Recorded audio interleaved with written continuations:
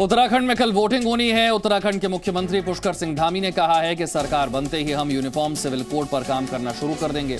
परसों होने वाले चुनाव से पहले सीएम धामी ने हरीश रावत पर भी हमला बोला और कहा कि उनकी ही पार्टी उन्हें गंभीरता से नहीं लेती। सीएम धामी से खास बात की हमारी सहयोगी शिवांगी ठाकुर ने।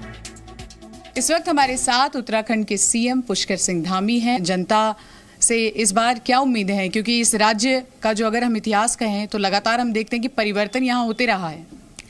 देखिए, जब से देश के प्रधानमंत्री मोदी जी बने हैं तब से देश के सारे इतिहास बदल गए हैं।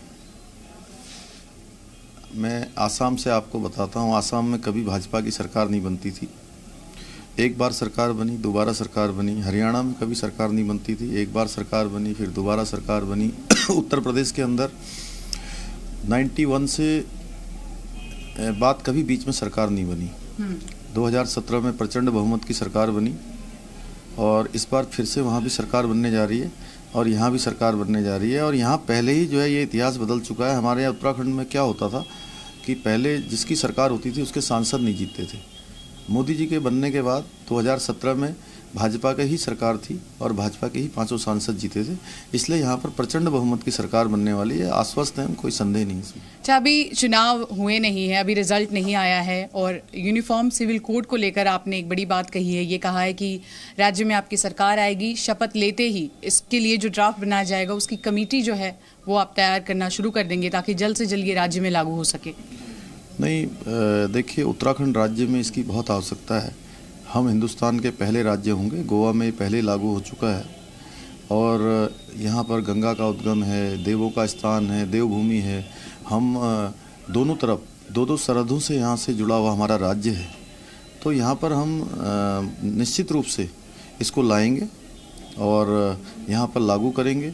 सभी धर्म, सभी जाति, सभी मजहब सब एक जैसे होंगे और हमारा शांत प्रदेश है। यहाँ का वातावरण अच्छा रहे, यहाँ की आबो हवा अच्छी रहे, यहाँ की आध्यात्मिकता, यहाँ की संस्कृति, यहाँ का कल्चर ये बना रहे।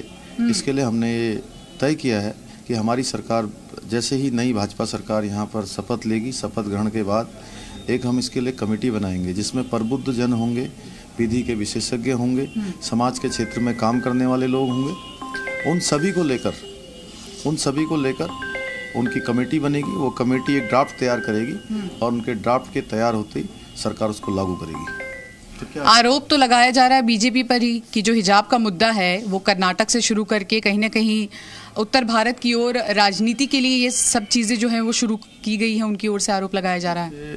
भारतीय जनता पार्टी सबके न्याय पर विश्वास करती है, अन्याय किसी के साथ नहीं करती है। ये तुष्टीकरण का काम कांग्रेस करती रही है। देश की आज़ादी से लेकर आज तक केवल उन्होंने तुष्टीकरण किया है, केवल वोटों की सौदेबाजी की है। आप लगातार ये नारा देते आए हैं कि अब की बार 60 के पार। हरीश रावत कहते हैं कि ये तो कोई दैवीय शक्ति ही होगी कि एकदम स्क्रिप्ट की तरह, एक रिटन स्क्रिप्ट की तरह आप कह रहे हैं कि 60 के पार होगी संख्या। हरीश रावत जी को तो पता ही है, पिछली बार वो 2 स्थानों से लड़े थे और दोनों स्थानों पर जनता ने क्या किया था।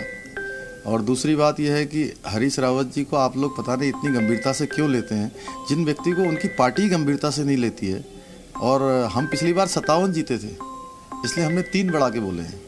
तो कोई संशय नहीं है, कोई संदेह नहीं है, आश्वस्त है हम अब की बार 60 पार। आप उनको कहते हैं सीरियसली नहीं लिया जाए, लेकिन वो आपको खनन प्रिय मुख्यमंत्री बुलाते हैं।